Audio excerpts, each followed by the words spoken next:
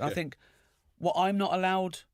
I'm not offended when people say they do believe in God. But Brian is making an interesting point there, which is that it's sort of bad news. And another way of looking at it is a way of reassessing your actual place in the universe and finding whatever worth you need to find there without subbing it out, as you say, to some higher power. For me, I don't care whether it's bad or good news or whether it finds you another way of living your life. Well, I don't think it's the responsibility of truth to give you those things. No. The truth is the truth. This way of thinking, I mean, you mentioned about atoms. I mean, again, Carl Sagan said that we're atoms thinking about atoms. That's what we are. And that's I wouldn't claim we are the things that make the universe think of itself or something. Aware of itself. And the thing is that's a remarkable thing. So I wouldn't claim to have a complete understanding of that. It's a remarkable thing. We don't know how consciousness emerged yet. No. We may well do. What we do know, though, is that life, well, but almost certainly began on Earth as an outgrowth of geology. Yeah. So you have a dead planet, which is geologically active, and at some point geochemistry becomes biochemistry. Yeah. And then given 4 billion years after that, you get things like us. That, to me, is a remarkable story. And what it tells us is, I think it's better than religion, because what it really does is say we are so lucky to be here and we are responsible for our actions now and our fate in the future. This civilization is responsible for itself. There is nothing as beautiful. That's what we don't understand. Of course. And we don't.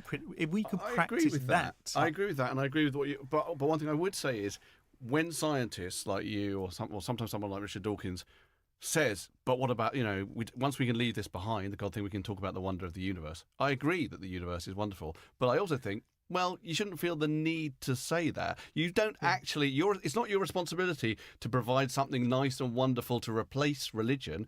If it was just terrible and awful, if you wanted to say, so it means we're completely random and our life is meaningless, if that's the truth, it's the truth. And but for me, the truth is always what you should head for. Whether you want to colour it with wonder or whether you want to say it's cold and meaningless and dark, I don't care. But you're I'm interested only in the truth. But then in a way, those people on Twitter have got a point, because most nature is harsh and terrible and ends badly, right? And most people's lives aren't great. Right? And we've got great lives, so we don't need religion. So who are we to ruin it for those people who have got nothing, who think, at least I'll be rewarded in heaven? And it is, I sometimes think that's why I don't run into churches or run into children's cancer wards and say there's no afterlife, because it's not my place, and I don't want to actually ruin people's day. But I do have the right, when asked, as you said, to say I don't believe in God. And then when they question me, I may say, because there's no evidence. And then when they show me evidence, I say, well, that's not evidence, that's a claim, that's a hope, that's a wish.